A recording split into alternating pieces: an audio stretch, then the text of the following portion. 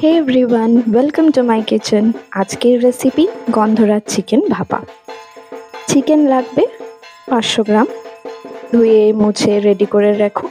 তারপরে লাগবে এই ডিশটার রাজা গন্ধরাজ লেবু, কিছু লেবু পাতা, আদা, রসুন, কাঁচা লঙ্কা, পেঁয়াজ। পেঁয়াজটা আগে আমরা বেটে নেব। তারপর আদা, রসুন, কাঁচা লঙ্কা বাটা একটা পেস্ট। তারপরে লাগবে টক দই, আর লাগবে কাজু বাটা গ্রেভির জন্য। এগুলো রেডি করে নেব। Time to marinate. এবারে চিকেনটাতে প্রথমে পেঁয়াজ বাটা, তারপরে আদা, রসুন, কাঁচা লঙ্কা বাটা 2 চামচ মতন, যেমন ঝাল খাবে। তারপরে টক দই 4-5 টেবিল চামচ। তারপরে দেব হচ্ছে কাজু বাটা 2 টেবিল চামচ মতন।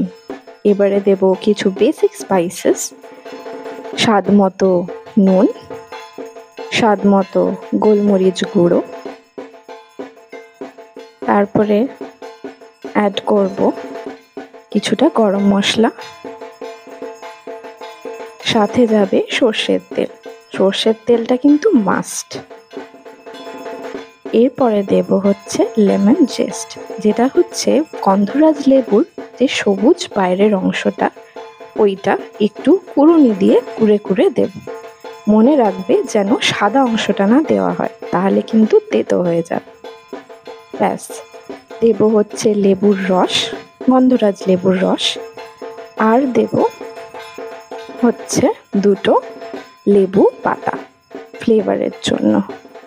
এবারে ভালো করে এটা চিকেনের গায়ে মাখিয়ে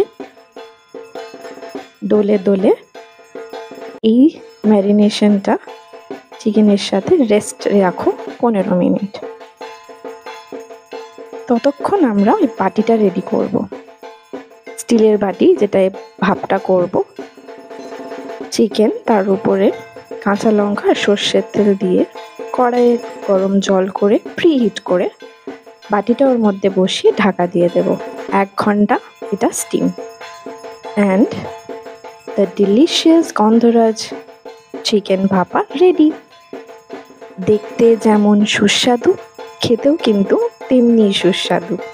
সত্যি বলছি, সপ্তমীর দিন দুপুরের হেভি মাছের কালিয়া খাওয়ার পর রাত্রে যদি এটা একটু গরম ভাতের সাথে খাওয়া যায়, একদম জাস্ট জমে যাবে।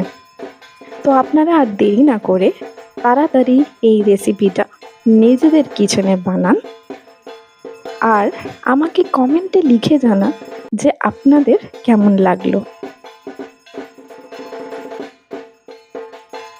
একদম নরম হালকা গন্ধরাজ লেবুর গন্ধে এই ডিশটা জাস্ট জমে যাবে।